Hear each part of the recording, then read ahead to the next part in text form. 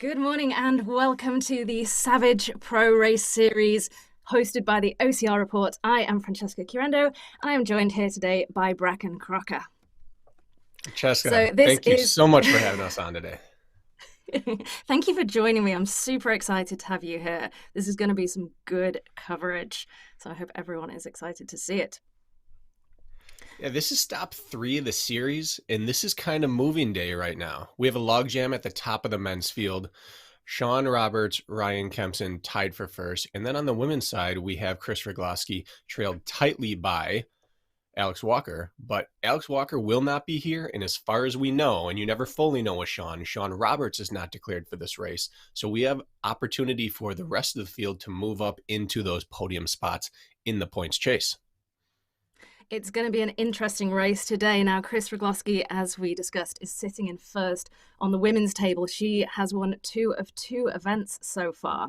So she has around 200 points, but she's already had a pretty interesting weekend this weekend. So despite Alex not being here, who's normally hot on her tail, she was racing yesterday, correct, Bracken?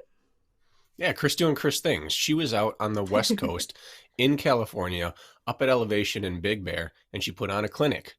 She won the 3K series race there and then did kind of the improbable, got on a flight, we think, I haven't heard confirmation, flew back the wrong way into time zones, and then has a several-hour drive from the airport to the venue in order to race again this morning on the opposite side of the continent. I mean, she did it last year, didn't she, with High Rocks and Spartan, and she absolutely smashed it. So I'm very excited to see her do it today and see how she gets on. But having won 2 of the 2 races so far, and this is the 3rd, it's going to be interesting to see how she performs there are some really strong women who are going to be hot on her tail, and whether she can hold that steady win and keep the round points.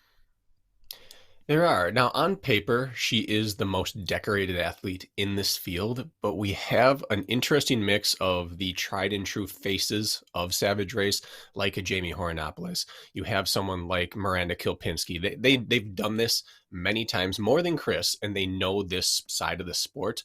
And then you have someone like Heather Golnick, who hasn't done as many Savages, but has done as many endurance races as probably the rest of the field put together.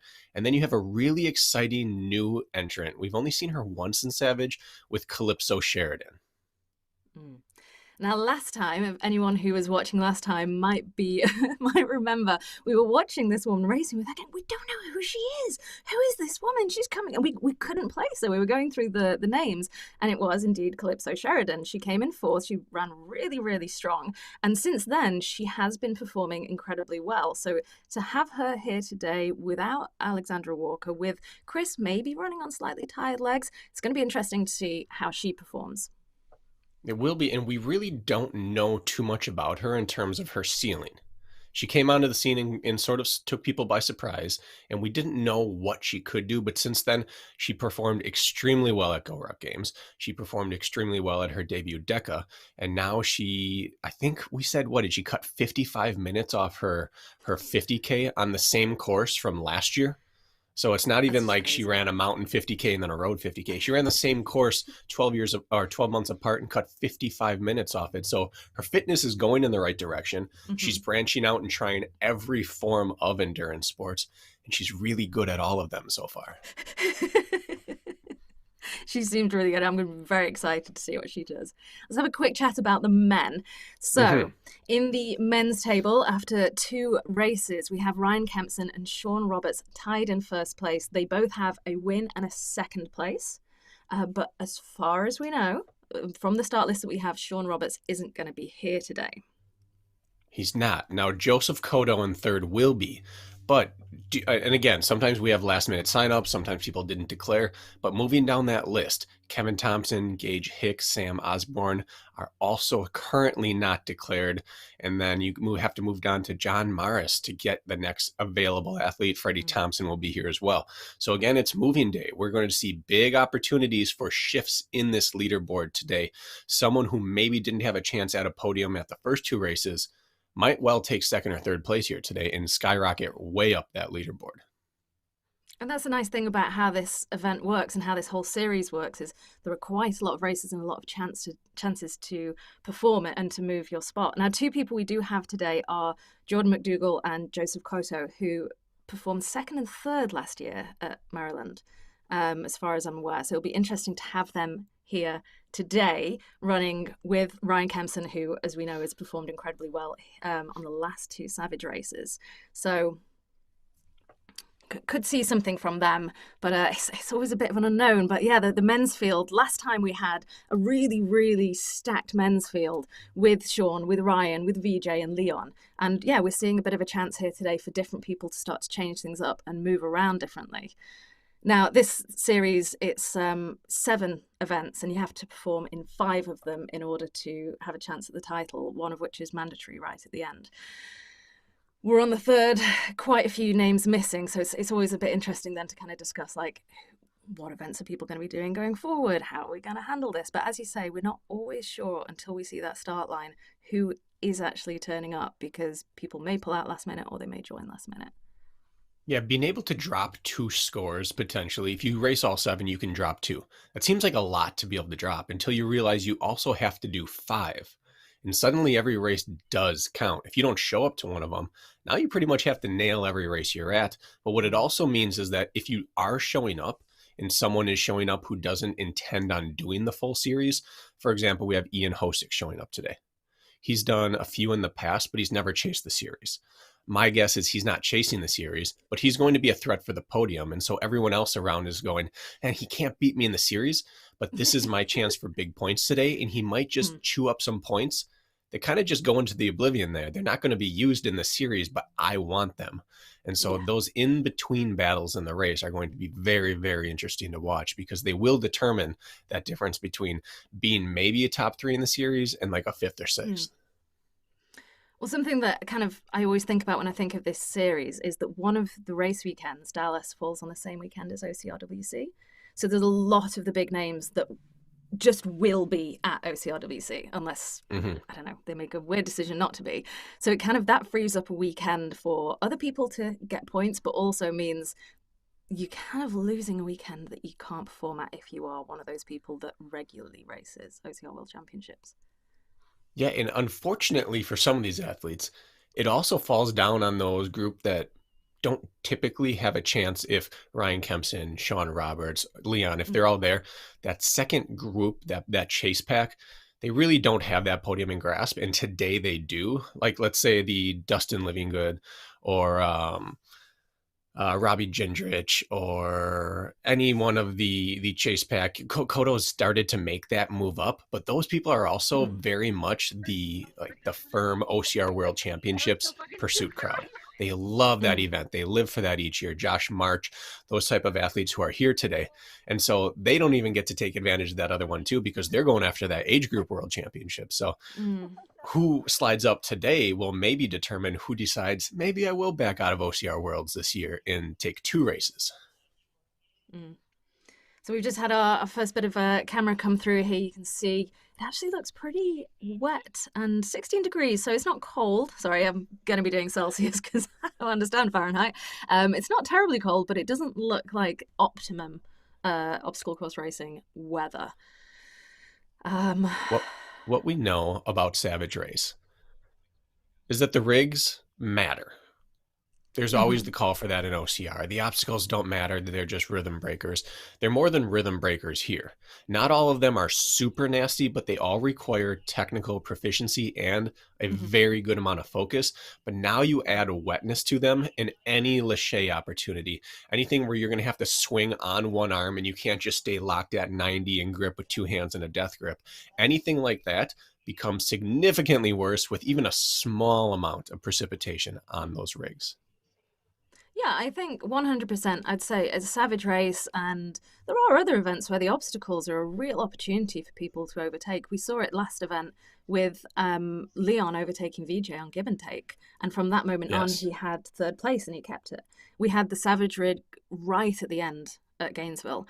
And people were still even there trying to kind of make a few crucial seconds, even though there was no chance that they were going to overtake. But it was still a serious point, even, 50 meters from the end.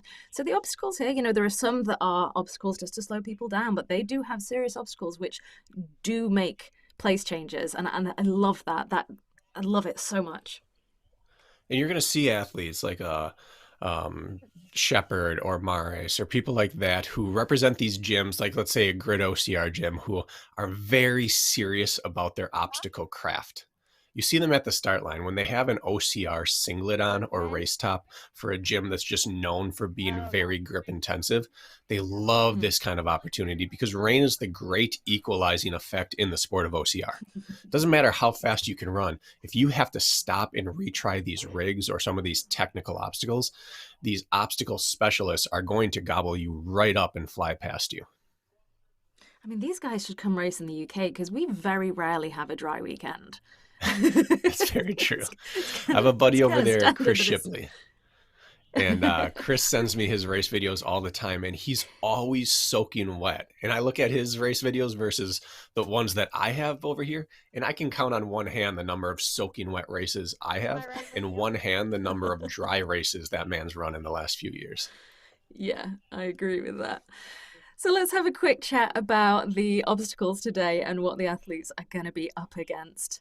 So you mentioned earlier that we've got two barn doors very close to each other. Let's have a bit of chat about that. Yeah, this course is, I think, the jack of all trades course. You have what Mm, Savage is often known for, which is the fields, running through fields, running around the perimeter of farm fields where it's really smooth, really fast. And that's what the first 2 miles are here, or first 3 kilometers for you. There's really rhythm breakers, like we talked about. The second obstacle, barn doors, up and over a wall. Fourth obstacle, mm, barn doors. Then they come back to the festival area. They start hitting some of the legit obstacles, and then they disappear into the woods. And now we have mm. opportunities on this course for legit technical running, for trail running, and it shakes things up. And you really don't hit a lot of the really smooth obstacles until you get smooth terrain until you get several more miles in there. So you're going to have to be able to run fast early, but you're going to have to be proficient on the trails and the techie stuff later on. And then the obstacles wear you down as the race goes. Yeah, I'm, I've just got a little bit confused because I think we have the wrong map up on the screen there. We're showing Gainesville, but we're at Maryland today. So apologies for that. And I just had a little bit of a panic. 'Cause I'm like, wait, why have I got two different screens? But we'll try and get the correct one up in just a minute. But yeah, looking at the map, yeah, it's I really, really like how Savage do this. How they have like a huge bank of obstacles and they change Mm-hmm. it up. Like I I I I have love for every brand and how they do things. You know, it's lovely. So here we go. Here's the Maryland course map. Um, I like how I like how you know what you're getting with Spartan, for example. But I think as an athlete who's competing and as someone who wants to do a couple of events and have fun, like the changes they make in their courses and how you're not always guaranteed to have certain obstacles is really exciting with Savage. They do a really, really great job. They do. And if you look at this, it's the tale of two halves, right? Or maybe thirds. The top half of this map, which is where the start is on the right side, then you work your way up counterclockwise around this map, looks like an Hmm. entirely different course than the bottom half of the map. You see straight Mm. lines, smooth lines, gaps between obstacles, and then suddenly it's just squiggle city down through there with obstacle after obstacle after obstacle. And so you have these Yeah. athletes who are going to have to make that decision. Okay, I just have to survive for 2 or 3K. And then I get to my wheelhouse here. And it makes for nice shakeups in the race. Mm. It's going to be interesting as well for our rabbits. Always give a shout out to the rabbits on course because it is a really, really hard job for them, covering everything and chasing everything. But when it gets to this point where it is, as you say, Squiggle City with a ton of obstacles, it's going to be very difficult for them to know where to go and to catch all the action. So thank you in advance, guys, because I know this is not straightforward. But yeah, it is looking like a fantastic course map. And I mean, I'm hoping we'll see something like we saw last time. Those moments, like I mentioned, with the overtake from Leon, are just so exciting, and I love to see things like that. So hopefully we get, something exciting like that again. Checking out the start line here, we have a lot of the familiar faces, a few that maybe aren't quite right up here in the red with the Mm, gold chain hanging down. Robbie Gindrich just had a battle 1 weekend ago. He ran a nighttime race by Frontline OCR in the Midwest. Had a really mm, an intense battle all the way down to the end. So he's in that mental place right now of having to get out, having to fight, having to do technical obstacles. There's nothing like coming off a good, successful, hard race, knowing that, okay, it can't get worse than that. I'm locked in, ready to go. You saw Kempson over on the right side. He's always in shape. He's always ready to roll. Hosick next to him. He's always a big question mark. We know that he can prepare really well for big, long mountain races. This kind of thing isn't usually his jam, and I respect that he gets out here and throws his hat in the ring anyway. Mm.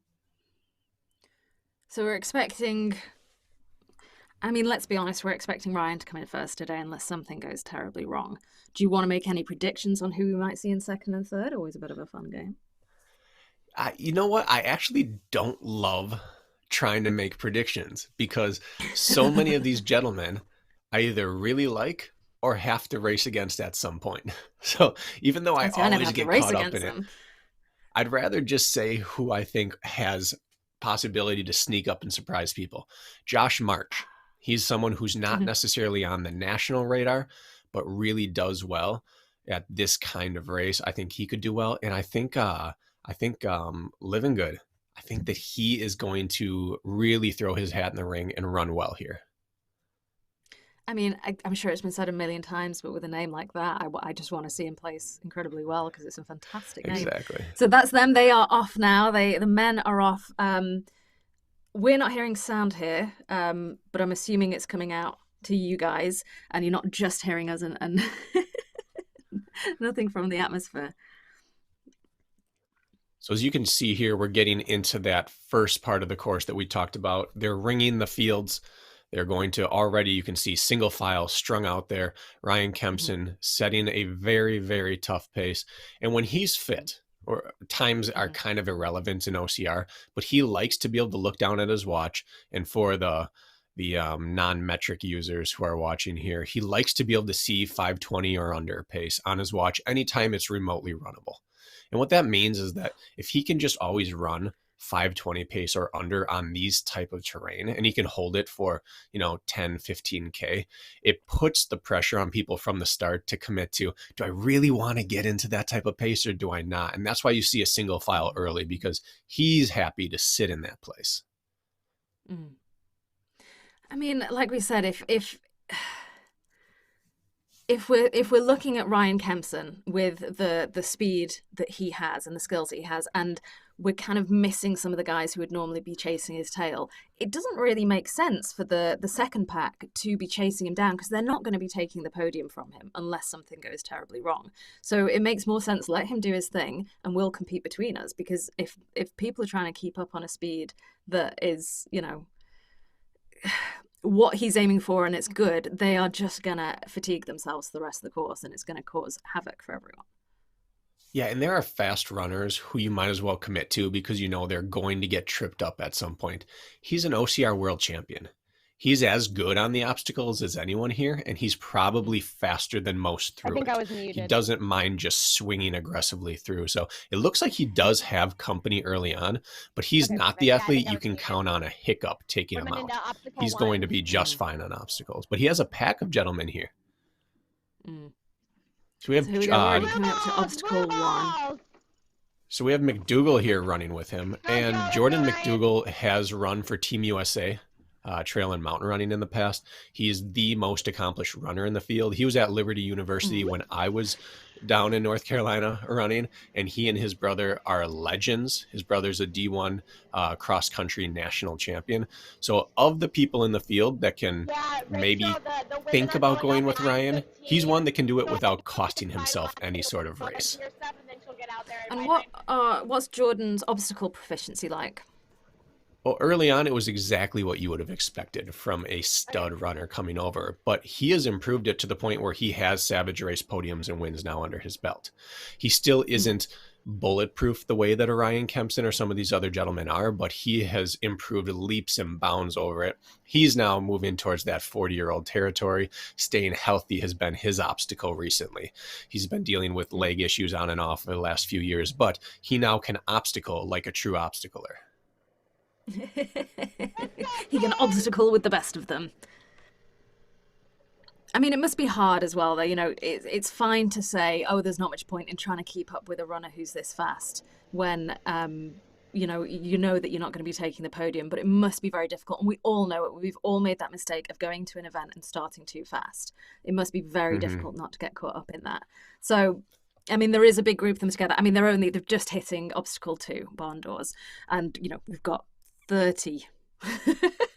So we have plenty to go, even if some of them are just over and unders and not massive game changers, but it's still very early days there. Well, the problem is, and that's one of my favorite phrases is early days. My favorite British phrases. I love that. So thank you for using that early in this broadcast.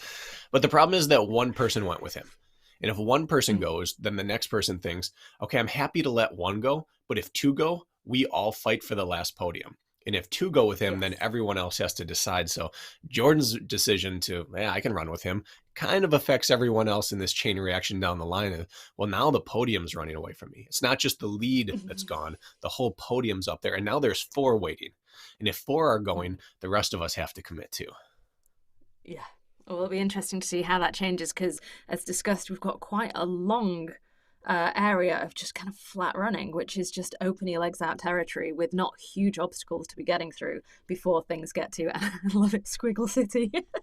Mm-hmm. And just a heads up for the audience, this venue is notoriously difficult to film at.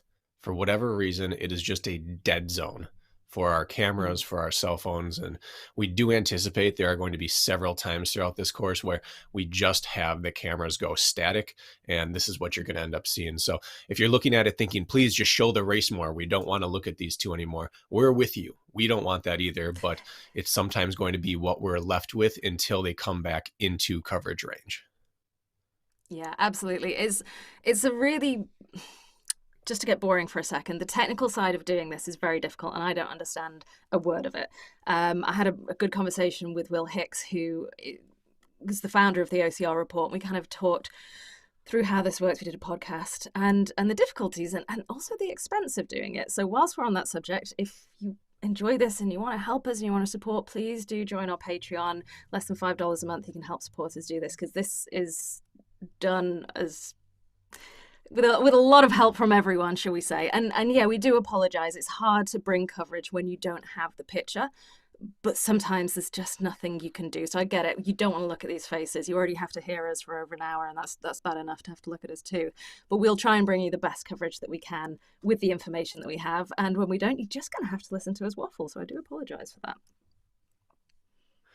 So while we have some space to kill, I do want to return to Jordan Mm-hmm. McDougall for a second, because Mm-hmm. very often, I mean, very rarely in the sport do I fanboy, but this was someone I arrived to university as this wide-eyed freshman, and he and his brother were established monsters.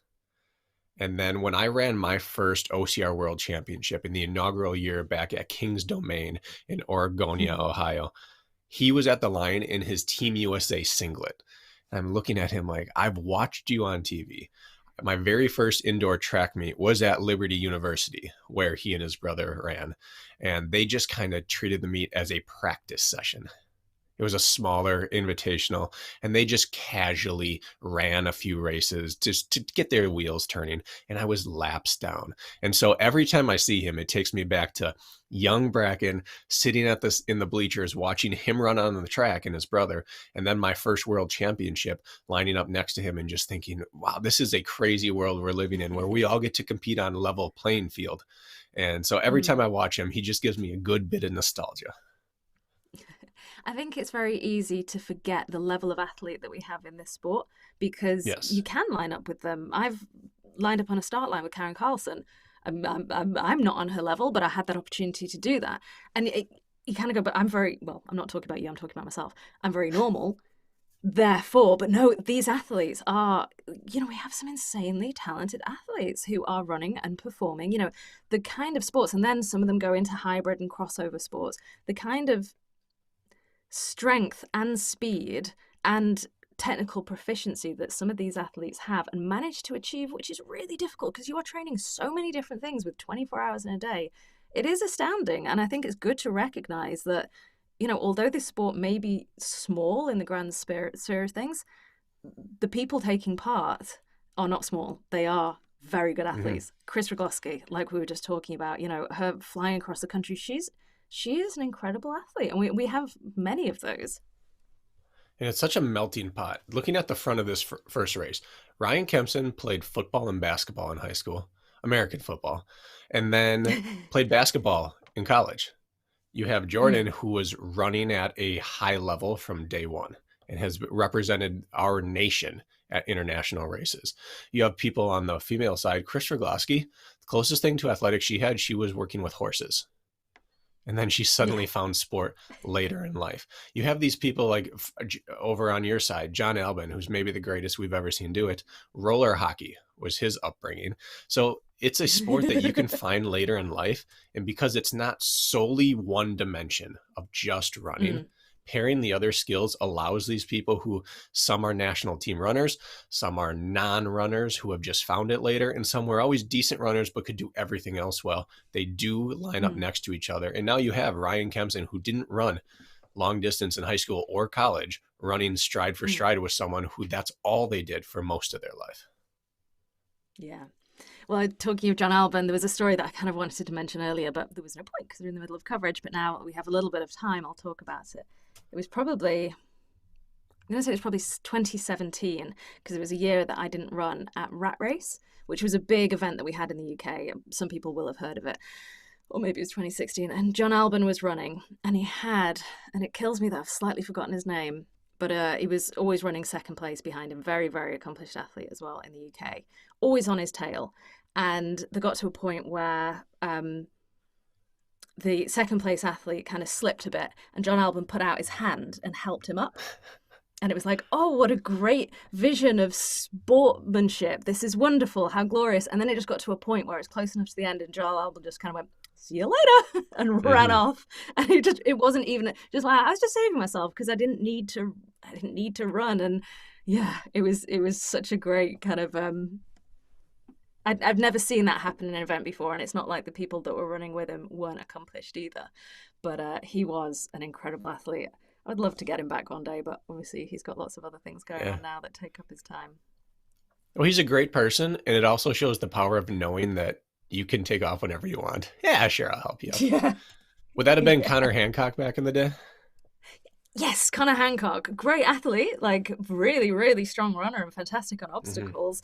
But yeah, it was just at that moment, John absolutely had him on him. But there were some beautiful pictures of them just kind of, almost holding hands as he helped him up and then carrying on running. So we don't have picture yet, but we have to be getting a bit closer to the women's start of the race. So starting to look over to there, we assume Chris made it to the venue. Let's just play what if. Let's say Chris is not here, or she's just way out in front. What happens with this chase pack here? Who do you think has the racing pedigree and experience here to be that next one, either leading the next pack or taking the bell here if she doesn't show up? I'd say Jamie. Yeah. From Jamie what we've seen so far this season, yeah, I'd go with Jamie. Oh, we've just got a picture. It's not come up on screen yet, but it's the women. They are at obstacle number 1, Scornhole. We just saw some of them run through, but we'd lost it again. Damn it. So the women's race has started. I'm so sorry. That was a terrible update for you. I got overexcited. So yes, from what we've seen so far, I would put Jamie down. All right. We have it Go. here. So that's we have Jessica Shepherd that we can see. Yeah, Jess Shepherd here running. And they're strung out single file as well, which makes me think Chris did make it to the start line. Is that Calypso that we saw with the ponytail? We only saw her from behind. So. I mean, it was a poor picture. I'm kind of guessing. I think that's Sarah Grippy Snyder we saw, which Living Good's a great last name, but Grippy is such a fantastic name for the sport of OCR. I mean, I would absolutely be making a range of something just to play on the name. Is this Jamie here? This looks like Jamie's shorts. Yeah, that would be. I mean, I cannot emphasize enough the importance of what athletes wear. Like, you can see that picture. And I know it must seem when you're at home looking, you're like, how can you not know who's running and who this is? Sometimes the picture's quite difficult to see. But like the importance, like, yeah, we look at that. That's Chris there, isn't it? That's Chris, who is not leading. She's not leading, but I mean, she got a She's in red eye, third. and she won the 3K last night. So yeah, she's in third place behind. She won the 3K last night in Spartan. I mean, if she gets a podium today, it's incredibly impressive still. Like, we have very high Extremely. expectations of Chris and what she can do. And just her being there and being able to run in third is impressive already. Here's Ryan Kemson. It seems off by himself. Oh no, there we go. Not too far behind.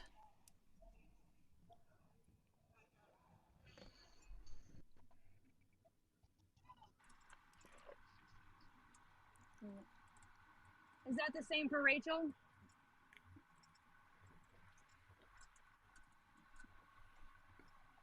You can see these athletes weaving back and forth on this field here, and it looks like great, just smooth grass to run on, but because this is just access road for vehicles back here, it is really, really uneven. And so you saw Chris move to the right side, move to the left, settle into the middle. They're trying to find a clean line to run through because there's these small little divots everywhere that you don't want to have to deal with at this pace.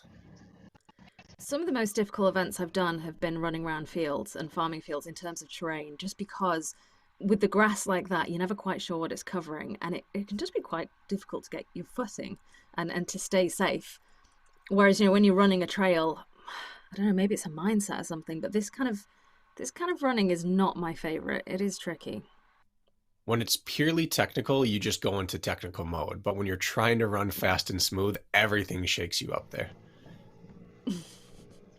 It's one of the things I kind of learnt when I first started doing OCR and started not doing road running and just treadmill running, just how much harder it is running off road. It sounds really basic, but just having that uneven terrain or a slightly soft underfoot, anything that's just slightly different from what we've all been used to, track, treadmill, road, it's just one tiny thing that adds into the difficulty of being able to perform at your best.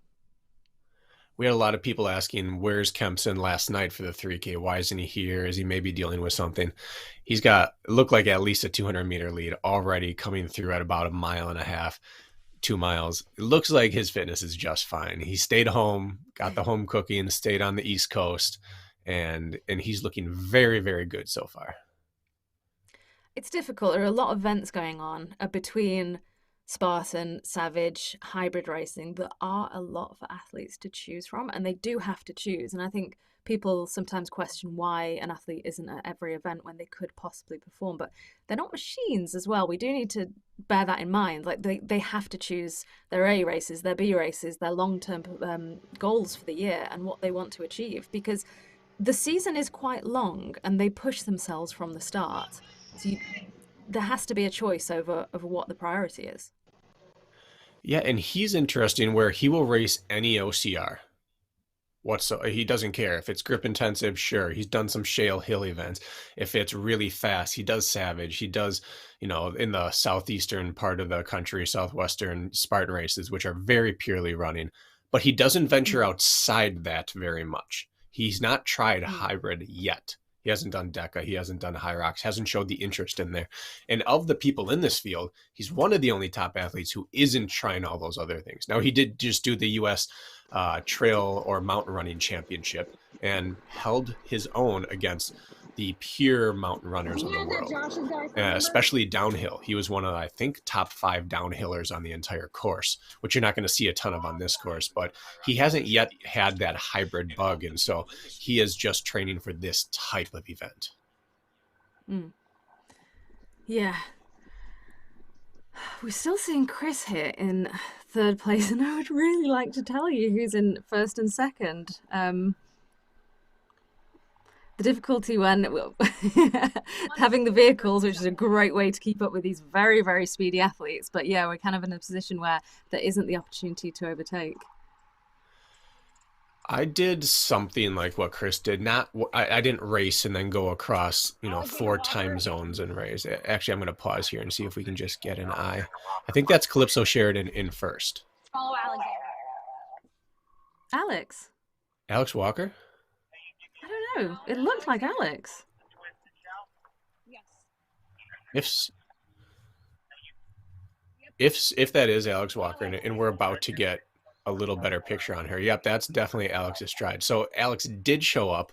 She's in second place in the series, and Mm, she knows today is her day to overtake Chris. If there was yes. ever a day to beat Chris, this is it. Yes.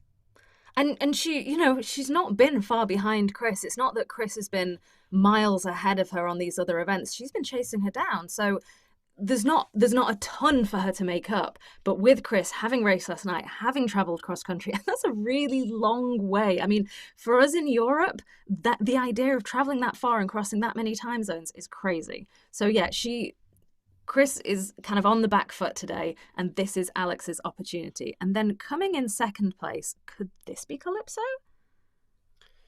It It looks like it could be the could be. build of Calypso. The hair looks a little light to me, but I don't know. I'm just grasping at straws here. Until we figure it out, though, I do want to say I ran a race one year where Mm, my car slid off the road in a rainstorm into a ditch and I was going to mm. arrive the night before, late as it was, and I didn't get towed out until 4 in the morning, which is the closest I've been to this type of situation where I was up all night, slept in the back of a car that was halfway off the road, and it was bad. And I woke up the next morning with like 40 minutes of sleep and felt Jason, terrible warming up, can you? terrible for the first mile, and then my body kind of came alive.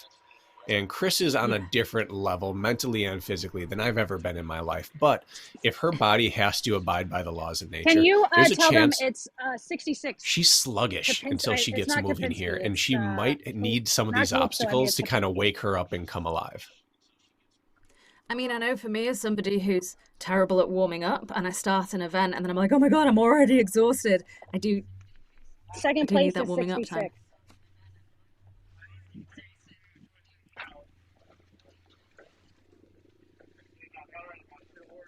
We see a fourth woman already on the monkey bars as well on Sawtooth That's here and Jamie. making up some ground. I was saying to let them know that So it's Alex, not Kapinski sure. is second Chris, place. You Jamie, copy that? Kapinski, S- Miranda in Second second place, place. Miranda Kilpinski. As this is right now, this is a very aggressive start for her, which is something some of the people Mm-hmm. close to Miranda have been wanting out of her. Put yourself Mm. right up into the race and press from the beginning. She's an extremely accomplished, good athlete, and she isn't always challenging the top women when some people I think she's ready to be that role. So we're seeing that today. Mm. It's a name that I hear a lot and I see come up a lot, but not often right at the top. You know, she's kind of floating around there as good, accomplished, but not taking the top spot. So it's good that she's got a chance today to kind of push it, and I hope that she Yeah, can. I unmuted it. It's always difficult, isn't it? Because I'm always cheering on I just different muted it so you people. guys didn't Like hear the noise. I have no. It sounds like, oh, I want this person to beat this person. Oh, I just want people to perform to their best and to have Mm-hmm. opportunities to perform and enjoy what they're doing. But yeah, if this is Miranda's opportunity, I hope she can take it because that would be wonderful. So we know for the women at the minute that we're looking at Alexandra Walker, Miranda Kilpinski, Chris Rogoski, and Jamie Horonopoulos are the top four women. They were quite Which close means together, and we were at you were obstacle correct. 5, I think. It means you were correct. That Thank fifth you. place woman we saw was Calypso. Oh, okay. Well, with Alex here, it's kind of taking a bit of an opportunity away from Calypso to push as much as I kind of expected. Yeah, although if she just got done with a 24-hour event 2 or 3 weeks ago and a 55K about a month ago, there's a chance that she just has more staying power than speed right now. So this second half might be really good. And Miranda is moving. Miranda's running Mm. strong and is closing down on Alex. And Alex, let's not forget, she's been fifth at Spartan World Championships. She's had a really big offseason of volume. What'd you say? Miranda's sitting here talking to the camera and she's running. She's looking strong. Like Yep. the pictures that I have of her, so I do Good like, job. a bit of research you're about good. athletes that I'm not that aware of. You look strong, Like girl. she's looking incredible. Like her arms and her shoulders. That's why I looked and thought Calypso, because Calypso has good strong shoulders. And yeah, Miranda Yeah. looks fantastic. Well, she's done a bit more of that gym-based training. She's Mm. enjoyed, she's done well in stadions. She's done well. She enjoys more of that hybrid style of training as well, while also working You on can her see running. But that Chris, in the shoulders and the arms. Chris just closed that gap Sorry. significantly there. But Miranda has a little extra Yeah, fire today. The last time we saw her Mm. on camera was at that first 3K of the North American Series, and she DNF'd the final.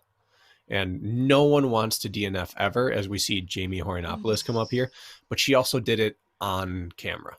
And that's always tough to deal with. And so she has that motivation to remind people exactly what I can do. That was a one-off day. The heat got to me. This isn't me. I'm going to show you who I really am.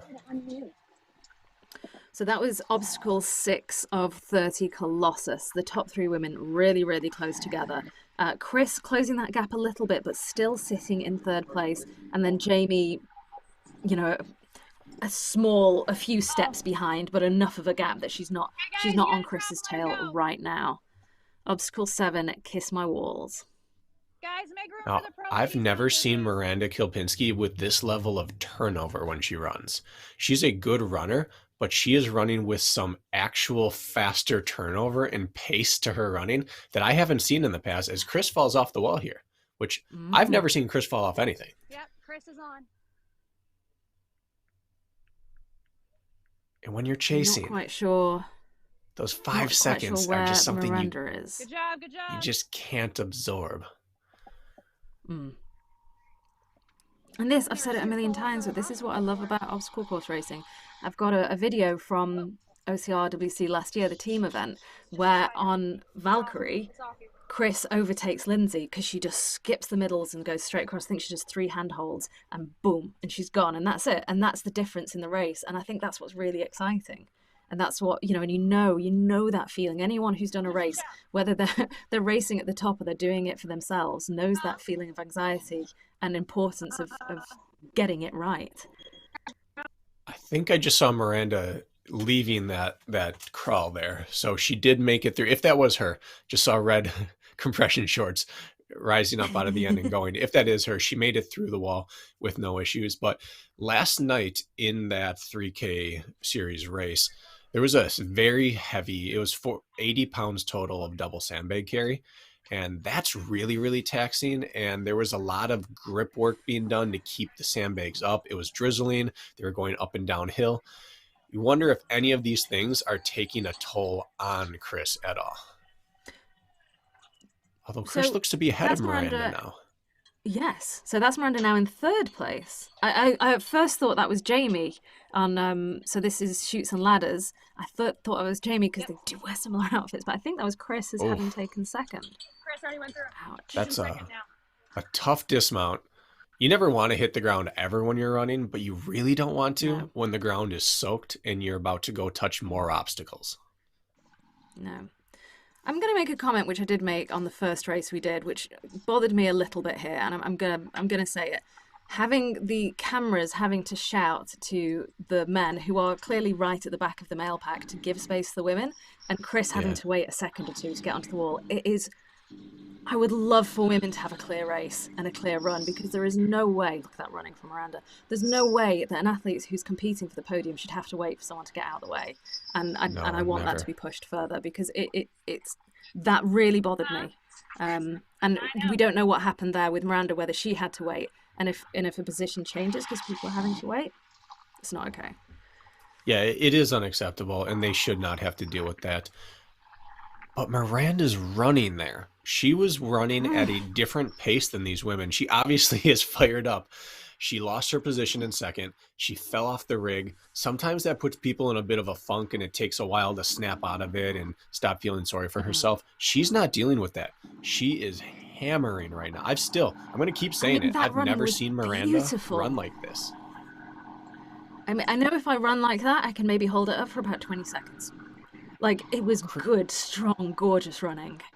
Chris looked strong and sustainable. Miranda looked like she was running. I mean, at the pace she was at, and with the obstacles that we've got coming up, there's no reason why she shouldn't be able to overtake, unless she just can't keep that pace up. But she looked so strong. And yeah, like you say, she kind of looks like she has that fire in her belly, and she's got something to prove today, and she really, really wants it. And like we said, this is the day to do it. And same for Alex. Like, she needs to hold on to that lead, because Chris is not far behind, and Chris is always wanting it. But this And I this don't is know Alex's day to Miranda. take it. Yeah, yeah, she set up perfectly, Alex is. And I don't know Miranda well, but she may have had a really, really good offseason of training. Came out to that 3K event, kind of laid an egg in the heat, and didn't get to show any of it. So this just might be this new level of Miranda that she has leveled up to in the offseason, which would be really excited for the women's side of the sport. Yes. Always love to see new athletes, well, not new athletes, but people moving forward and people challenging things.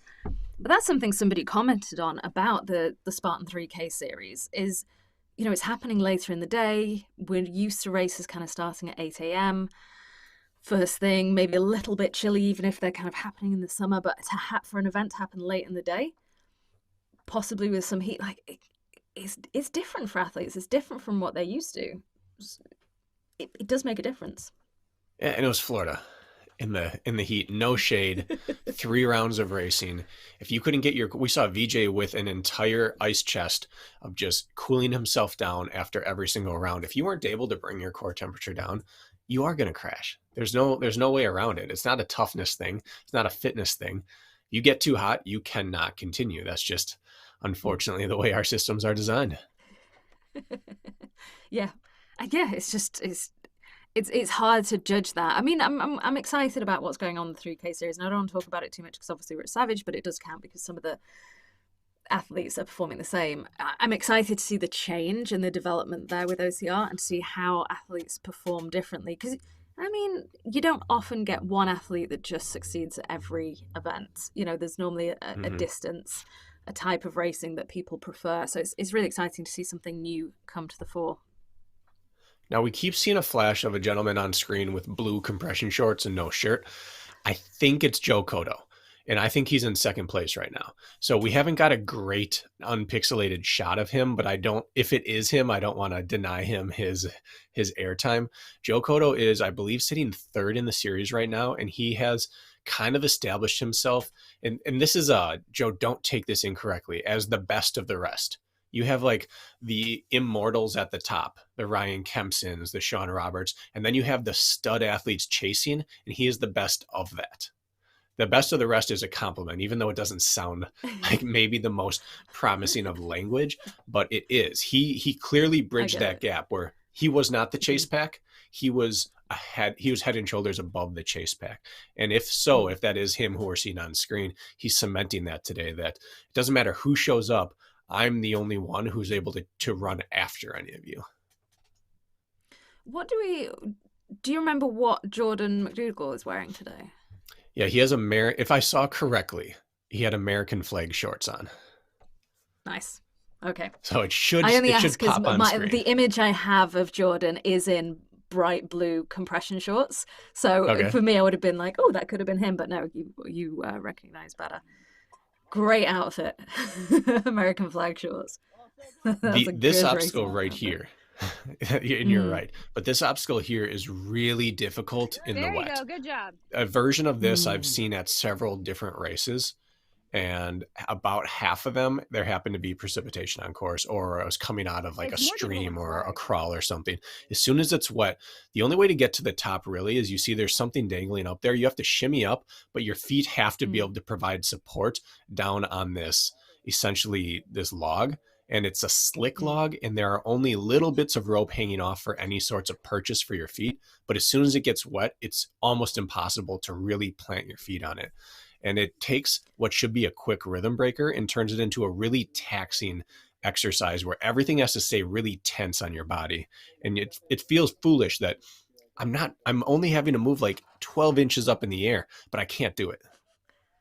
Yeah, well, you can see here, this chap he's just gone one-handed and up. But in the last two races where we've seen this, it's really been, like you say, nothing but a rhythm breaker. I saw it and I was like, oh, is this going to be tricky? But as we mentioned at the beginning, the rain, the slight dampness and obstacles, and also people bringing that off the grass as well, which makes the ropes really slick, and that kind of, if there's any kind of cut grass, it changes it up entirely. Again, the great part of obstacle course racing, it's not clean, it's not sanitary, it's not predictable, it's always different depending on the day. This race could run tomorrow. It will be a different event with different weather. Absolutely. In the sunshine, that obstacle is a gimme. But you see this look of confusion. Several of these gentlemen, they get up there, they touch it, and then they stand and just look at it. What is it? What do I do here? I don't see a easy path through this because it's so slippery. And this is one of those where height matters as well. You know, a lot of the women are shorter because women tend to be shorter. And in the past, it's not really been a problem. You've got the strength, you can get up. It's not that huge. But with this amount of dampness, it just makes it that little bit harder as well if you are just that little bit shorter. And it looks like it's at like 10 feet or 10'6" maybe, where it's just high enough that you probably can't just jump up and hit it or grab the rope and jump and hit the bell. You do have to utilize that pole, but the pole is maddening. So this is obstacle 15 of 30. The next obstacle is give and take. Probably, if we've not got there, we probably have missed the men going through there. That was the obstacle that last time, as I've mentioned about 50 million times, where Leon overtook VJ with an extreme show of obstacle proficiency, which will forever be impressive to me. It's a pretty nasty it's a pretty nasty take on a few existing obstacles, but a really, really good one. That's going to be pretty horrible today, isn't it? And anyone who's been to OCR World Championships or watched the coverage of it knows that Gibbons is not an easy obstacle.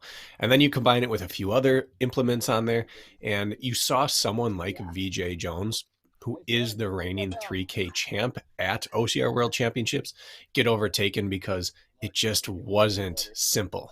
It made you have trouble on it. You couldn't just fly through it, which is his greatest skill set on obstacles, is the ability to just get through and get gone. Having to sit and grind on it opened the door for Leon. His wingspan is so great. Yeah, and you're right. Leon put on a performance on that obstacle. It was beautiful. It was great. I mean, the first time I tried Gibbons, and I was really excited about it. And I was like, oh, cool, this is going to be an obstacle I can do because I love the kind of swinging obstacles and my grip was good. It is no longer.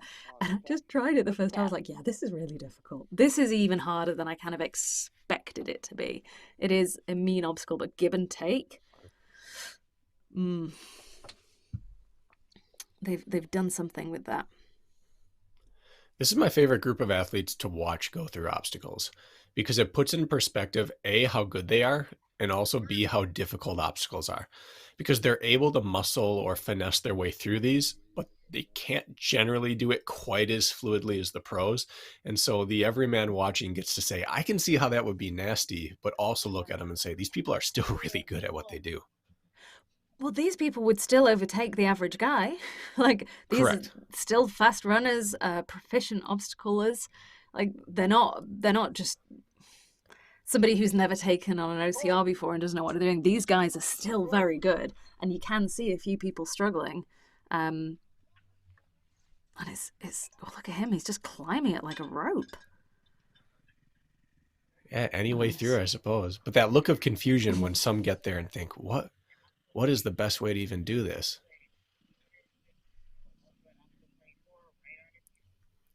Now, there's the endless debate, mandatory completion versus penalties. What we just saw there is a great argument for why multiple attempts are good in OCR. Because that gentleman came up, utilized an aggressive technique, jumped onto it, slid right off and realized that's not it. Got on with a second one and completed it. It wasn't a lack of skill. It was, hey, I tried one thing, it didn't work, I adapted and moved on. And had he been sent right off to a penalty loop, you wouldn't be able to see, he wouldn't have learned the obstacle, and he wouldn't have been able to see, I'm actually good at this. So I do like, in these type of circumstances, having a second try at these things. Oh, I agree. I think multiple try is really, really valid. Penalty loops, especially the way that Spartan is now introduced with a running penalty loop, I don't particularly love. Tonight I'm supposed to be at as somebody who's watching it, somebody who's taking part, I'd rather do a loop than do 30 burpees. We actually had a really interesting situation at the UK, the first UK Spartan weekend that just happened with the pro women, where the final obstacle, which was like a multi-rig, was placed literally meters. Here we go. Let's stop talking about that. We have Alex Walker. This is the first woman on obstacle 15, tree hugger. Oh, Miranda's right there. Followed by Miranda. Now, both women So have that's on those their title. rubberized gloves on right now. They have that very thick rubber coating on the. Oh, and Miranda's not using hers currently. And she is having a little more trouble. She's struggling there. She just is one of Where? the slightest of frame. She just doesn't have height on her side. You could see she couldn't even reach both sides of the rope at the same time. She had to pull it to one side. Yeah. But she got And through it. there's Chris, quite a distance behind Miranda, considering how long Miranda took to do that obstacle. And this is where I was commenting about the difference for the men and women when it comes to height. Like, we saw how much Miranda had to climb that log to get up, whereas some of the men, all they have to do is just stretch a bit. And this is obstacle course racing. Of course, I get it. There are things where being lighter and smaller help you, and there are things where being taller and stronger help you. That's absolutely fine. But this is an obstacle where, in this weather, that's going to make it really tricky for some of the shorter athletes, not necessarily just women. So we are, what, 20 minutes, 25 into the, maybe even 35 into the women's race by this point. And we just saw Chris come in to touch that obstacle and get off, where Miranda had like 5 or 6 points of contact and 2 attempts. And Miranda still has an 80-meter lead on her. We're far enough into the race that this isn't just getting out hot and then playing with fire. Miranda is just performing at this level, and she still has her gap on Chris, and she still is in range of Alex. And Alex is looking great. Alex is exactly who She who really we is. thought she was, but she's not out of sight yet. And line of sight is enormous in OCR. Yes. Yeah, it's a strong pack of 3. Changes can I mean, we're halfway through in terms of obstacles. Changes can still happen. So here we go, give and take. Let's have a look. So it's a combination of Gibbons and Anchors Away, where you have 2 different implements Alex you just have looks to so put. smooth and steady and strong. Look at her going Oh, one come on, glove, Alex. one not glove. Look how strong she is. She just missed 3 times and didn't come off that And ring. she just hung there and did it. Yeah. Oh, did she get the bell? She did. You're allowed to kick in Savage, so she kicked it. I just didn't hear it. Okay. But this is where Miranda is going to have a little bit of an issue. Yeah. She And then, hasn't look had at as Chris. much time on these, and she's not as long. Chris- So the dismount here, you have to get your implement up and off. And Chris just can reach 7 inches higher than Miranda can. If Miranda doesn't jump off holding the ring and the Gibbons, she's going to have a hard time even getting it back up off the rig before she can move on. Well, I mean, she's already chicken winging here, and she's struggling. She's really putting everything into that. And great for her to go second try to the chicken wing. There's no point in trying anything else. Yeah, and this is an obstacle. Such a horrible technique to have to do. It's painful. Yeah, and you can complete it here. The wingspan, the gaps between the handholds are not so far that you can't chicken wing, but it's brutal. It's not fast. It tears your arms up, and you have to stay clenched and tight the whole time. So my guess is we're going to see Jamie Hornopoulos come through any second now. And Miranda is returning to the beginning. She was so close to the end. She was so close. But yeah, I mean, now the head start that Alex and Chris have is quite big, and Miranda could be stuck here for a while. She's really, you could see when we had the camera close to her face, she was so focused on doing this, and it must be so frustrating.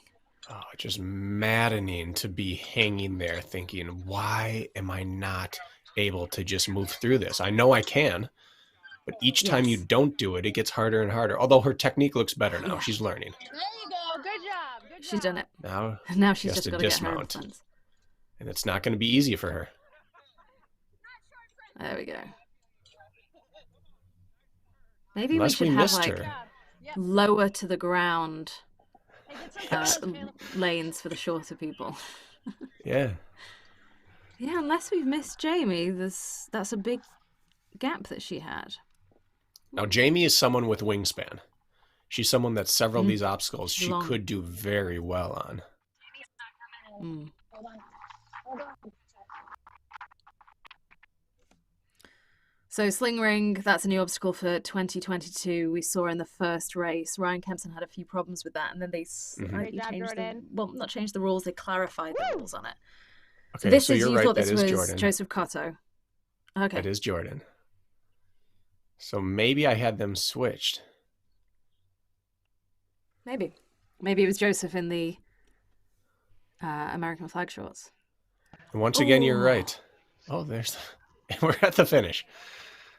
I'm so sorry, guys, for the lack of picture, and please do forgive us. It is so difficult for. We have a team backstage. One, two, three. Who are, all trying to get everything to bring you. And I know it's really frustrating to not have the picture and then to just be having that final line. But let's see. So we had the final finish line. We had Jordan, we had Ryan, and Joseph.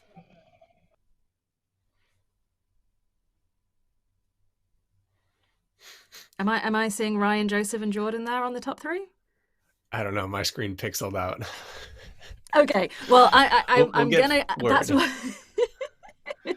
We'll wait for word, but we know that Ryan's there and we can assume that Ryan took first place on the men's event. I apologise once again, and I will continue to do this profusely for the lack of coverage that we had of those men. We have, do you know what, for once, and I'm sounding a bit women centric today, but we have had a bit more coverage of the women, and that's always good. So let's take the silver lining there.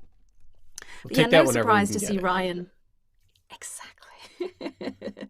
No surprise to see Ryan most likely in first place. And yeah, I mean, I think if that's Jordan and Joseph, Jordan McDougall and Joseph Cotto, that's wouldn't be unexpected either. No. Um, Well, you were right. I did. Jordan did have the blue compression shorts on, Mm, and he proved the Jordan who came into the sport could not have finished this course today. He would really? not have got past give and take. There's no way that was not even on the table for him then. So he just proved that he has completely changed who he is as an OCR athlete. And Ryan Kempson, kind of unbothered, it seemed, by this course. We don't know how close that Yeah. gap ended up being because we really never saw whoever took second on screen. But he just continues to show that he is really the best of the East Coast. Mm. It's nice when you see athletes progressing because there are circumstances where there are incredible athletes in terms of their running, for example, and no matter what they do, that obstacle proficiency never really builds, so they rely on the running. So races like Spartan, especially now where we bring in the penalty loop, really, really favour them because they can just do the running and do a bit more running. And it sucks. Like, it sucks for them and it sucks for the competition. But when you see somebody like Jordan, who already had the legs and has managed to build the obstacle skills and proficiency as well, it's fantastic. Like, it's really, really great to see because it's not possible for everyone. It's really very difficult. It's honed skills that aren't that easy to balance correctly. Yeah, you're absolutely right. And as I'm looking away here, I'm trying to pull up Savage's official results so we can get confirmation on. Okay, they're not quite up yet. We're going to proceed as if that is Joe Cotto, because he is, if there were a Savage ranking system currently, he would be the number 3 or maybe even number 2 ranked person in this field today. So I assume that was him. We need one good clean shot of that man's face, and then we'll know for sure. But on the women's side here, we have 3 athletes down to 2 now who are in range of each other. Chris is just plugging along, not making mistakes, hoping her legs come back to her at some point. And you have, hate to use the term fresh, but a fresh Alex Walker up front trying to take it to Chris and make a statement and gain some very valuable points because they will be tied after this race. They were 1-2 in the first race, and now if they switch that order and the other one wins, they'll be tied at the top. And then I believe, you're giving me a look. Am I off on that? Yeah, so Chris won the first 2 races. So Chris has a clean 200 points, and Alexandra she Walker does is have at clean. 198 points. So my maths isn't mathing. So if Alex won, she would be at 298 points. No, whoa, my maths. And 298 to Chris would be at 299, 299. So Yeah, even you're if correct. Alex wins, Chris still stays in first place. Correct. She'll be 1 I down, and promise then I'm she just has to smarter do it than again. that. That's all right. Anyone who's ever listened to anything I do knows that math will not ever be in my wheelhouse. There's only one type of math I can do, and that's converting running paces and distances. Outside of that, I hopeless. I cannot do that. We had when we were at World's Toughest Mudder last year, and I got really overexcited about Chris getting 100 miles. And I was sitting there at like 7 in the morning with a piece of paper going, doing maths like, and if she wins the next one at this, and if she does this, I don't know if she can do it. I mean, I was exhausted, been awake for like 2.5 days, and my math was not mathing. That's all right. Put me on the spot. It's not going to work. So yeah, so even if Alex wins today, we're not going to see a change in the leaderboard, but we're going to see a lot of a closer gap. But I mean, forgive me for saying this, if Alex doesn't win today, that says an awful lot for Chris. Yeah, definitive statements like it's over aren't great, but it's over for the series. If we can't knock her off today, yeah, it's over. Then how are you going to do it next time when? Yeah. Yeah. But if she does get knocked off, never know what's going to happen. And, she pushes herself very hard and she's incredibly strong. We don't know what's going to happen all season. I'm not wishing an injury or pain on anyone, so don't misunderstand that. But if things continue as they are, yeah, that's the way we're looking. And I like Alex. Like, she's strong. Very. And just a reminder, all cameras are down on course. We're not choosing to just chit-chat away the whole race. The moment a camera is up, we'll get it to you, but cell coverage, again, is really always limited on this course, and they're having some weather systems today. So all cameras are currently down. The moment they're up, we'll be back to you. But you're right. Alex Walker is probably one of the, I guess I would say, most underrated athletes in the sport, in that every race she shows up to, she's a contender. But because she hasn't had that world podium yet, she's not necessarily talked about as one of the greats in the sport right now. But everyone who races her knows that she's a problem every time you have to deal with her. It's not a gimme race ever. She's not just going to drop back. You do have to beat her. There are some athletes that they show up and I don't have to beat this person. They're just going to not go with me. I can just run my race. That's not Alex. You have to beat her every time. Yeah, I mean, she's somebody, again, for me, whose name I have heard, but she's never been up there at the top until this year. And then this year, all of a sudden, she kind of started coming to the fore, and I was like, I'm hearing this name more and more and more, and she's performing better and better and better. She started off our year, so our first OC world rankings, not the preseason, the first season of the first month results, she started off at the top. So I was like, okay, let's see what you're going to do with this year. And so far, like, she's doing well. She's performing well. And I mean, this sounds, I had a podcast with her a couple of weeks ago, and we're of a similar age and we both have a kid. And it sounds terrible to say, but it does make a difference. Those 10 years make a difference on your performance, and having a child makes a difference. So forgive me, anyone who doesn't like me saying this, I find her performance incredibly impressive, because I know the difference for me from in my mid-20s pre-child to now. I can't, there are a lot of things I just can't do that my body won't let me do, that I can't train my way out of. So I have huge respect for her, and I hope that doesn't sound patronizing. It is absolute respect for the way she manages to train, the way she manages her lifestyle and her life, and to be able to perform against a mid-20-year-old that way is fantastic. Yeah, it's just a different lifestyle setup. She's a single parent. She works full time, which not every athlete in the sport does. And she trains big volume. She also has a son who is getting into sports and is a pretty good athlete in his own right. But we both as parents know what that means. It means now we have practices each night. We have competitions to get to. Our window of time shrinks. So it's not a get out of jail free card having a child. It's like, oh, everything you do is great. But it makes everything more impressive because you're doing it with someone else as the primary focus of your life, and you get the scraps for training time. And she manages to squeeze in her training on those scraps, and not everyone can do that kind of thing. I can't. I can't. Maybe I use it as an excuse too much, but I can't. But I mean, I also, I mentioned that just the body, like having a child, and I know her son is a teenager now, so she's had a fair amount of time to recover, but there are some physiological changes that, I said that terribly, that are very, very difficult to overcome and require very focused training and luck as well a lot of the time. I know women can do it. We see fantastic athletes return to the sport and return to multiple sports after having children. But as a normal human who's living a normal life, who's not focused on the Olympics, who doesn't have all these opportunities available to them to recover, it's fantastic. So, And just sticking with this line of reasoning here, one more shout out to Allie Tippett last night, who in her return from having her child, this is her first season back, took a wow, podium spot last night. Fantastic, second overall, and that's incredible. looked to even be better than she was I mean, she came ahead of Ida pre-childbirth. Mathilde last night. So that's, for me, that's saying something.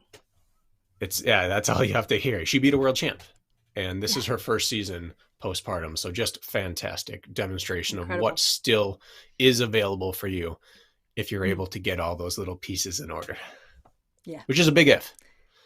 Yeah, and it's a weird conversation to have because, like I say, it can sound. Oh, I think we might have the results coming through.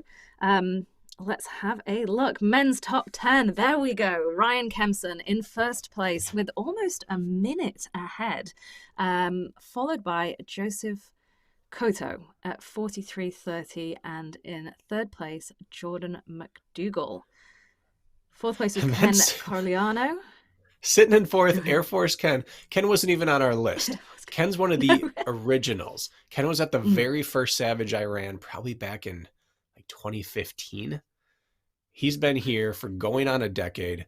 Still, I think he's 40 now. He's still throwing down up there. Doesn't even show up on the start list, and then runs his way into fourth place. I love it. Not too bad.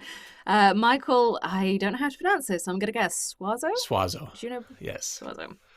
Hot on Ken's tail, actually. And then Ian Hozek, who we chatted about at the beginning, in sixth place. Sam Osborne, Mark A. Green, Abraham Ashton, and Chris Maroney are finishing off the top 10. Now, a few of those names we've seen in the leaderboard already. Sam Osborne was in joint fifth place with Gage Hicks previously, so that's going to push him up a little bit. Joseph will be moving into second place because Sean, if he was here today, he didn't place in the top 10. And Ryan holding steady in first place, I guess, but I shouldn't be guessing this because we'll get the proper results from the series coming up in a second, but it's always so exciting. Joe Cotto continues one of the greatest ascents of any OCR athlete I've ever watched, because we generally don't see people jump 2 levels in this sport. They come in with the skill set they have, and then they have room to move up a level. You can go from chase pack to lead pack. You can go from second place to first. I mean, you can go fifth to first, but Joe was off the top 10 results early on, and he is now less than a minute behind a world champion in a 42-minute race. That's astonishing. Just the improvement he's shown in just a year, really, year and a half. Well, I'd be very interested to see how that result today with Joseph compares to results in the past in terms of less than a minute behind Ryan, and whether he's had that kind of gap before. I can't remember off the top of my head, but I mean, he has been sitting in third place. He's still sitting in third place in the table, but we have also had, VJ, Leon, Rylan competing, who have taken the top spots. So here we go, the men's Pro Series leaderboard. In first place, Ryan Kempson. Should be at 299 points. I think this is not quite updated. I think this is coming into today. Mm. As we get those compiled. So coming into today, we were currently at joint first, Ryan Kempson and Sean Roberts with 199 points apiece. So today now Ryan Kempson should be at 299, and Sean will have dropped down to like fourth or something. I'm guessing completely. Correct. But yeah, it'd be interesting to talk about Joe Cotto again. Yeah, go on. Well, just one last thing on not necessarily him personally, but his fitness he's bringing to the table. I haven't been able to race him in his fitness that he currently has, but I raced Ryan Kempson in this fitness, and we ran a race that only took about 32 minutes down in Florida one year, and he was like 70 seconds ahead of me in a 32-minute race. And I know the fitness I brought to the table that day. It's the type of fitness where you're not a world beater, but you're pretty darn fit. I can run well, and he put over a minute on me. So for Joe to be under a minute in a race that's 12 minutes longer, I look at that and say, that's really impressive, because while I'm not near the top of what these guys can do, I know what I was doing when I had a bigger gap to Ryan Kempson. So Joe Cotto, again, goes from someone I never, 2 or 3 years ago, never would have considered as someone to look out for in a race if I showed up to the start line and he was there. And now I'd look at him and think, man, I'd really love to be able to hang on his shoulder for a while today. That is a huge ascent. I would like to say, so I quickly looked at the results from last race. Joe came in 5th. It was Sean, Ryan, Leon, VJ, and then Joe. And he was about over 3 minutes slower than Sean in first place, and 2.5 minutes-ish slower than Ryan in second place. So it's very interesting to see the difference that's happened without those other guys, and whether that's a mental thing that he's just gone, I have this opportunity here to perform, and taken it, and how that's going to impact him going forwards. Oh, we have some women camera work. And this is the finish line. Oh, we lost it. That's that A-frame cargo, which leads right down. We saw for a moment Jordan McDougall dismount that, and then he was at the finish. So this is the end of the race. What we don't know is where Chris sits in the field right now. Well, we knew from the last thing we saw at Give and Take, she took second place ahead of Miranda. That could have changed, but there was a huge gap between her and Miranda. But we're also not sure where Jamie was sitting, because we very well could have missed her coming through at that point, because we were so focused on what was happening with Miranda. So sorry, I just got distracted. I was trying to look at the last 2 results because I'm really excited about Joe now and how he performed. Yeah, I think the question now is, was Chris able to close the gap to Alex? Or was Alex able to keep that or extend it? I don't see someone running Chris down from behind. As strong as Miranda was running, she just lost. It looked like a full 40 to 60 seconds on Give and Take. And there are very few people on this planet who are going to eat 40 to 60 seconds into a Chris lead. But where is Alex is the question. Either way, they're both at the finish line by now. Just which order was it?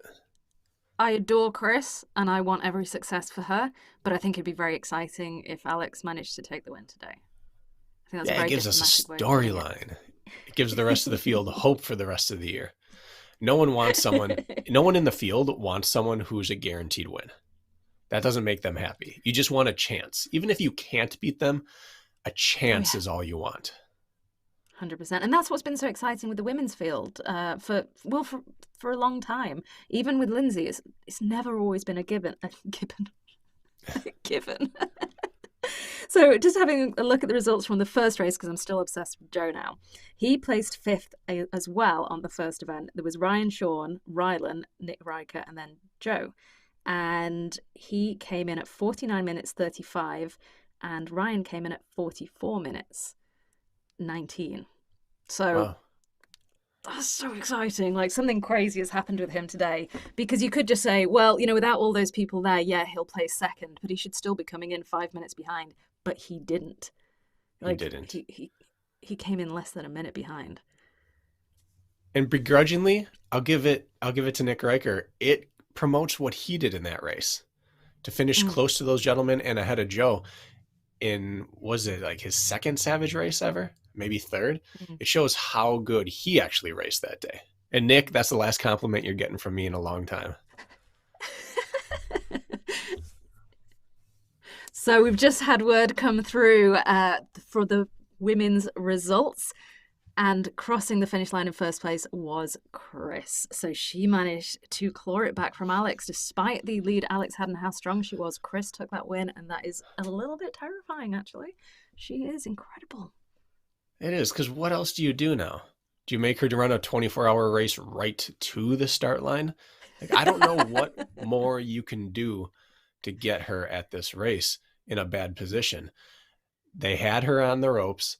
They had a gap on her. She was almost off the podium, and she wound up back on. I'd love to hear the story of how she got there, what happened up front, but there's only so many times people can do ridiculous things before you just have to say, yeah, they're so special that we've probably never seen something like this, and we may never see someone doing these type of foolish things again.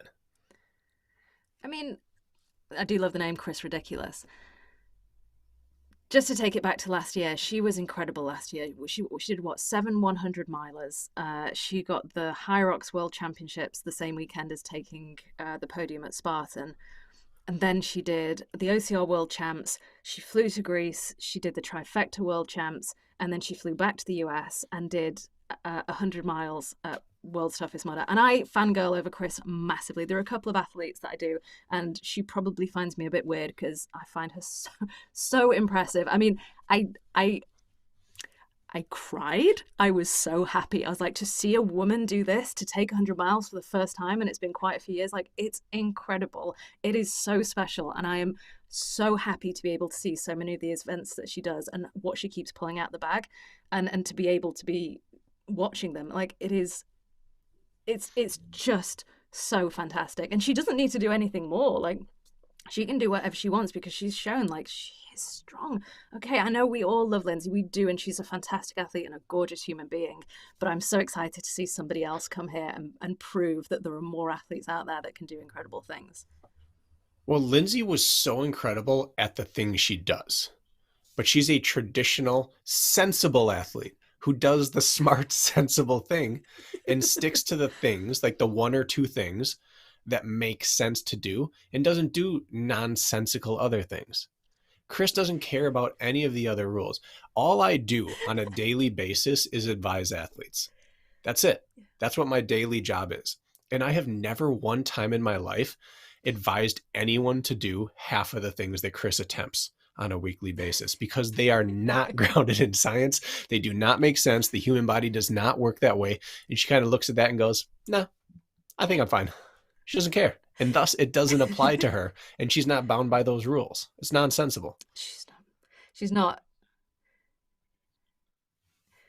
So we, a couple of weeks ago, as everyone who has listened to anything we do is bored of, I ran my first marathon, and it was, months of training, and it didn't do much for me. I didn't enjoy it.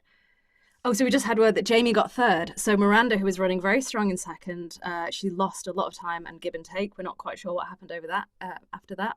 But Jamie obviously overtook at some point and took third, which is, I mean, not to be unexpected with the field that we had, to be fair. I could be wrong on this stat, but I believe she has the most podiums in Savage Race over the last 2 years. She is just a staple up at the front. And she, like I said about Joe, the best of all the people on Mount Rushmore of OCR, she is that on the female side. You have Chris, you have Alex, you have some of the top athletes in the world. Ida, if she ever wants to run one of these, she wins it. But Jamie is that next level. She is clearly head and shoulders above the rest. Miranda had a chance to knock her down today and ran into a very unfortunate situation. But Jamie is just so reliable at this race. Yeah. Yeah, I wonder how much the weather played a part.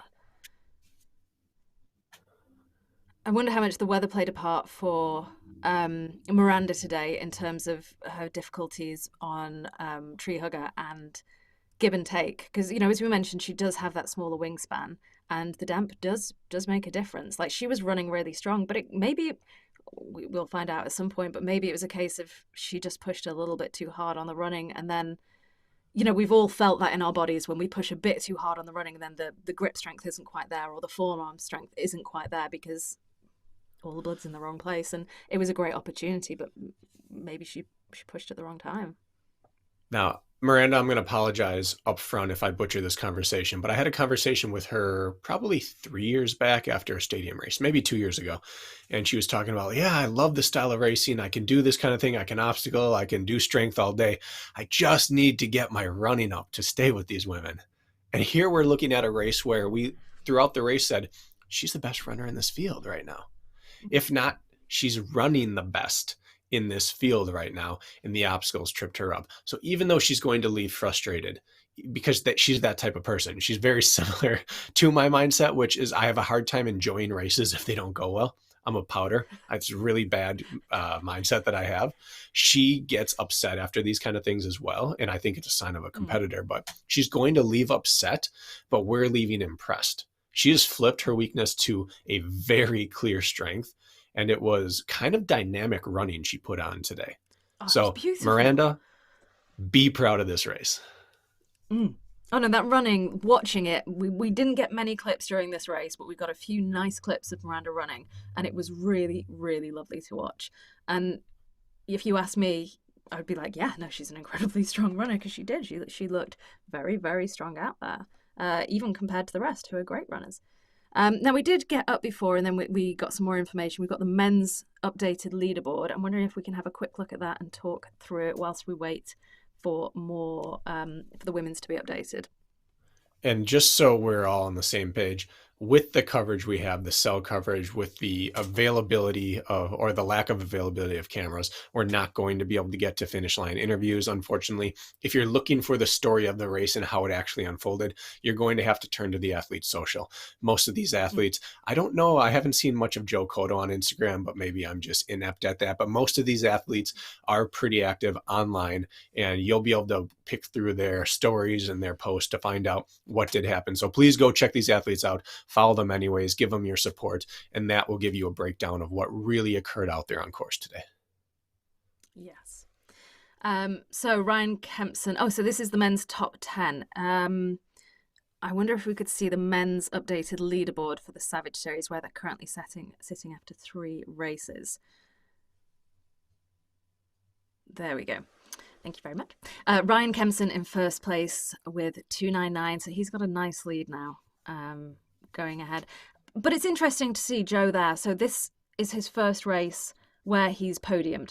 The other 2 races he placed 5th, and he's now sitting in 2nd. It kind of pays homage to the idea of consistency. Like, he's turned up and he's raced and he's in 2nd place. So even though in the past we may not have spoken about him a lot, he's up there and he could hold on to that. Yeah. Sam Osborne in 3rd place with 277, so quite a big gap. And then Sean Roberts, 199. So then we're looking at the people who have not done all 3 races. So at the top 3, we have 3 of 3 competing, basically, with Ryan Kempson holding steady, 2 wins, 1 second place. Yeah, Joe Cotto cemented himself in the mix now. So Sean Roberts will most likely run more. That's probably going to happen, which will leapfrog him right back up because we rarely see him take worse than 3rd at one of these. But Joe now is in the driver's seat for the final podium position, which does pay out cash at the end of this year for the points chase. Yeah, he can hold on to that because although, like we say, we've had some very prolific athletes taking part, Rylan, Leon, VJ, they've only done 1 race apiece. That doesn't put them in the running for the series. And if they skip 1 more, then that's it.